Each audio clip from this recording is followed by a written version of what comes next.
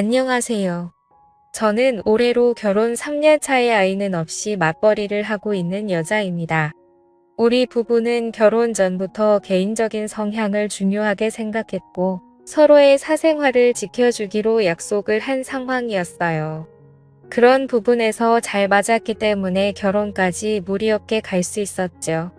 연애할 때도 데이트 통장을 따로 만들어서 둘 다 같은 금액을 매달 통장에 모아놓고 그 안에서 사용하며 데이트를 했어요. 결혼할 때도 그런 성향이 이어졌고 양가 부모님께 손 벌리는 게 싫어서 남편과 제가 5천씩 모아서 1억 만들고 그 돈으로 전세 껴서 집도 얻고 혼수까지 다 맞추고 결혼했습니다. 맞벌이를 계속했기 때문에 생활비로 남편과 제가 200만 원씩 통장에 모아서 그 돈으로 대출금 갚고 한 달 생활하고 남은 돈은 부부 공동 비상금으로 모아뒀어요. 200만 원을 제외한 나머지 돈에 대해서는 전혀 터치하지 않기로 합의했습니다. 집도 각자 챙기고 효도는 스스로 하는 걸로요. 어른들은 저희처럼 정확하게 반반 나누는 결혼이 이해가 안 간다고 하시는 분들이 많은데 어떤 면으로는 굉장히 편하게 살 수 있더라고요. 쓸데없이 싸울 일도 없고 감정 소비도 줄어들어요. 서로 배우자 간에 크게 바라는 것도 없고 상처받을 일도 없습니다. 그래도 뭔가 둘 사이가 안 맞는구나 싶으면 나중에 갈라서기도 쉽다는 장점이에요. 아이가 생기면 뭔가 달라지겠지만 남편과 저는 결혼 전부터 아이 가질 생각을 안 했기 때문에 이렇게 사는 것도 나쁠 건 없다고 생각했어요. 결혼식을 몇 주 남겨두고 저희 친정엄마가 암에 걸린 걸 알게 되었어요. 이전부터 위암으로 투병 생활을 하셨는데 이번에는 간으로 전이가 되었더라고요. 결혼식까지 시간이 얼마 남지 않아서 미뤄야 하는 건가 고민을 하고 있었는데 엄마가 결혼식은 예정대로 하라고 말씀하셔서 식은 그대로 진행하기로 했어요. 저희 엄마도 제 결혼식까지는 치르시고 일주일 뒤에 수술을 하기로 했습니다. 그러다 보니 신혼여행은 못 갔어요. 제게는 신혼여행보다 엄마의 수술이 더 중요했고 회사의 신혼여행으로 일주일 휴가 낸 걸로 엄마 병관호를 해야 제 마음이 더 편할 것 같았습니다. 그 점은 남편에게는 아직도 미안하게 생각하고 있어요. 하지만 제게는 엄마가 가장 중요한 문제니까 어쩔 수 없었죠. 엄마의 수술 이후로도 저는 여유 있을 때마다 병원과 집을 오가며 엄마의 병관호를 열심히 했어요. 큰오빠와 결혼한 새언니 그리고 친언니와 셋이서 번갈아 가며 엄마 관호를 했습니다. 각자 일을 하고 있었기 때문에 스케줄을 나눠 돌아가며 엄마를 보살폈고 그 과정에서 우리끼리 싸우거나 감정 상하는 일은 다행히도 없었네요. 다만 수술 후에도 엄마의 건강은 크게 좋아지지 않았고 병원에서 퇴원하면서 오빠네 부부가 엄마를 모시고 같이 살게 되었어요. 저와 언니는 그 뒤로부터는 일주일에 두세 번씩 오빠네 집을 방문해서 새언니 살림도 도와주고 엄마 곁에 있어 주었죠. 새언니한테 정말 고마운 게 친엄마도 아니고 시어머니인데 정말 극진하게 모셨어요. 저희가 집에 와 있을 때도 뭐 도와줄 거 없다고 그냥 쉬라고 하고 새언니가 음식이며 이것저것을 다 챙겨주더라고요. 새언니가 친정 부모님 두 분이 모두 안 계셔서 저희 엄마를 친엄마처럼 좋아해주고 딸인 저보다 더 엄마에게 헌신해줘서 항상 고맙고 미안한 마음이 컸습니다. 그렇게 급진하게 모셨지만 엄마의 상황은 점점 안 좋아지기 시작했고 마지막으로 병원에서 3개월 시한부 선고를 받고 2달 만에 돌아가셨어요. 엄마가 돌아가신 지 1년이 넘었는데 아직도 너무 죄송하고 슬픈 마음이에요. 돌아가시기 전에 엄마가 각자에게 재산을 나눠주고 가셨습니다. 엄마가 돌아가시기 전까지 살고 계신 아파트는 오빠가 받았어요. 그때 시가로 4억 조금 안 되는 금액이었고 우리 언니는 시집갈 때 엄마가 1억을 도와준 것이 있는데 그걸로 퉁치기로 했고 저는 시집갈 때 엄마 도움을 안 받았었기 때문에 엄마가 가진 현금 8천만 원을 제게 남겨주셨습니다. 형제자매 모두 엄마 결정에 다 동의했고 가장 고생하고 엄마 모시고 살면서 힘들었을 오빠네 부부가 엄마 아파트 갖는 건 당연하다 생각했어요. 세상에 누가 말기암에 아픈 시어머니를 집에서 모시고 살겠습니까? 언니랑 저랑 아무런 불만 없이 좋은 마음으로 엄마의 결정에 따랐습니다. 그런데 엄마 돌아가시고 나서 저를 위로해줄 줄 알았던 남편은 재산 분할에 아쉬워하더라고요. 형님이 그렇게 많은 재산 한꺼번에 독식하셨으면 언니는 뭐 우리한테 5천만 원 정도는 더 나눠줘야 공정한 거 아니냐면서 결혼할 때 장모님께서 아무것도 안 해주시지 않았냐고 말하길래 너가 우리 엄마 아플 때 한 게 뭐가 있냐고 싸웠어요. 남편과는 결혼하자마자 신혼생활다운 신혼을 하지 못했어요. 제가 남편과 신혼집에 소홀할 수밖에 없는 상황이었고 부부끼리 데이트도 한 번 제대로 못하고 신혼 2년을 그렇게 보냈어요. 저는 일주일에 이틀 이상은 엄마 집이나 오빠 집에서 간병을 하며 보냈었고 나머지 날은 집에 오더라도 밀린 집안일을 하고 몸과 마음이 지쳐서 남편을 봐줄 상황이 아니었죠.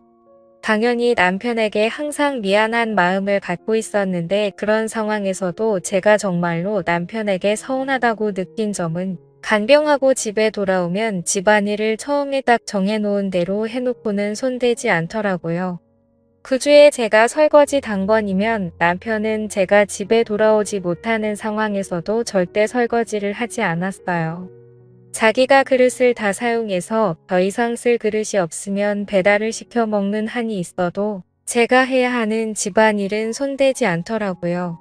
빨래건 청소건 모두 마찬가지였습니다. 그래도 그 정도는 원래 반반씩 순번 정해서 하기로 한 상황이라서 이해하고 넘어갔는데 지금 와서 서운한 점은 우리 엄마 그렇게 아플 때도 장모님 맛있는 거 사드리라고 말 한 번 하는 걸 못 들어봤어요. 2달에 한 번 정도는 엄마를 보러 왔었지만 올 때 죽 한 번 사온 적 없었고 차려주는 밥이나 먹고 가는 모습을 보면 때려주고 싶은 적이 한두 번이 아니었어요. 어차피 내 엄마고 남편이 엄마를 얼마나 봤다고 제가 그런 걸 바라나 싶어서 꾹꾹 참았는데 똑같은 처지의 새언니가 그렇게 엄마한테 잘하는 걸 보고 있으면 남편에게 서운한 마음이 자꾸 들더라고요. 그런데 엄마 돌아가시니까 오빠네 부부에게 준 아파트가 그렇게 아까웠나 봐요. 어차피 유산으로 내가 받는다고 해도 그 돈은 너 줄 거 아니니까 신경 쓰지 말라 했더니 그 뒤로 아파트 이야기는 꺼내지 않았지만 남편은 8천이나 꽁돈 생겼으니 저보고 크게 한턱 쏘라는 정신 나간 소리를 하더라고요.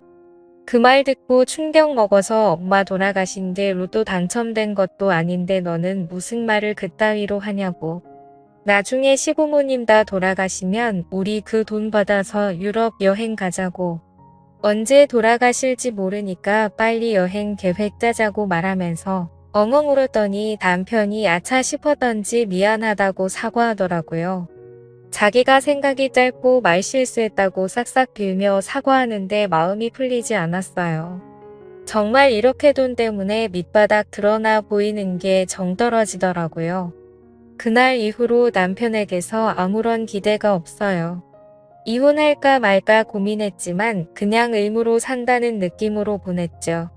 어차피 결혼 전부터 아이가 같지 않는 걸로 이야기하고 결혼했지만 실수로라도 우리 사이에서 아이가 태어난다면 제가 너무 힘들 것 같아서 그 뒤로는 더 피하면서 살았어요.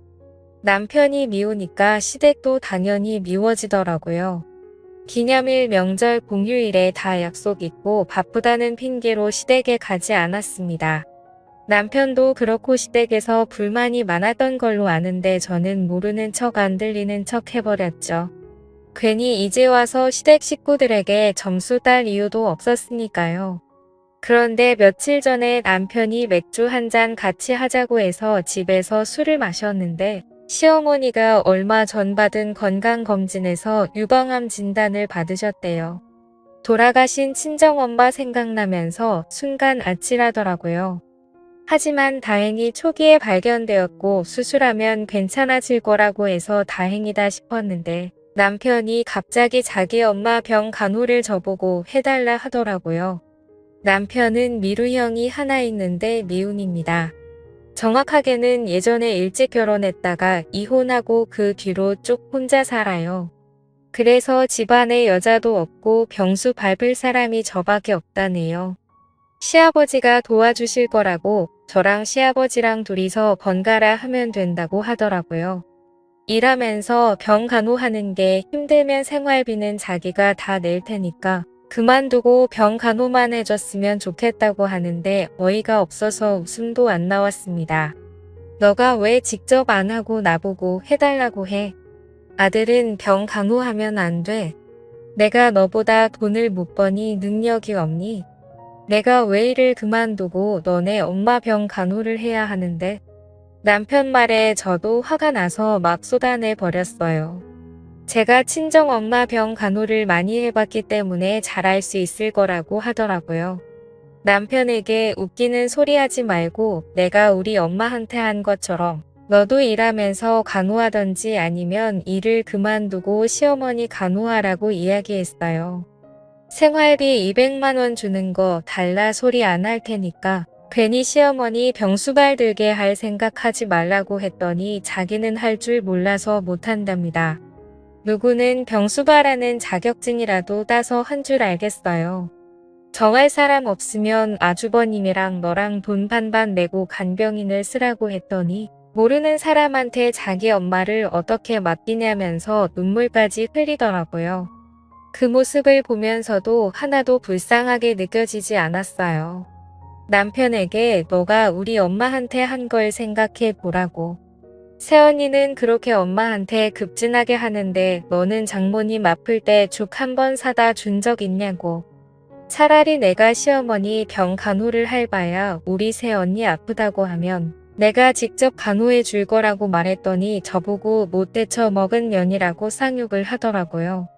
갑자기 남편한테 쌍욕 듣고 머리가 멍해져서 그냥 이혼하자고 했어요. 이혼하고 너네 집 들어가서 살면서 직접 병수발 들고 살아라고 했죠. 남편이 이혼 이야기 듣고 그제서야 정신 차렸는지 간병 안 해도 된다고 자기가 형이랑 간병인을 쓰던지 알아서 하겠다고 말했지만 이미 때는 늦어버렸어요.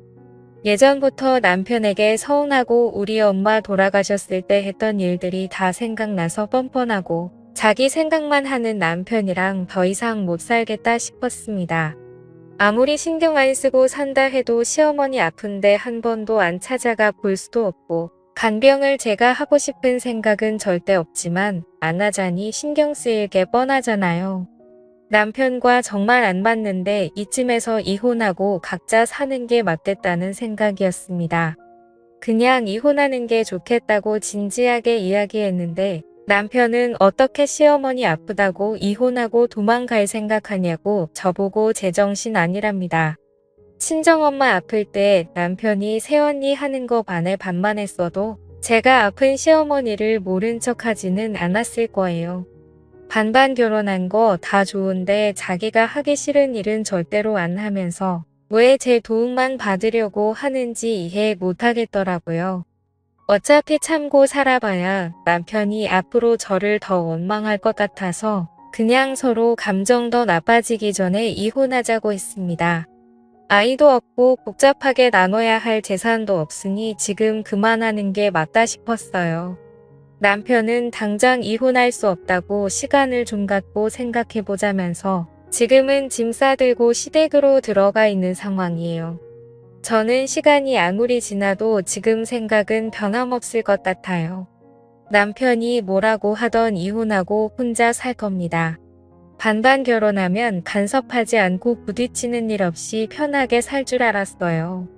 하지만 이기적인 남편을 보면서 이게 맞나 싶더라고요.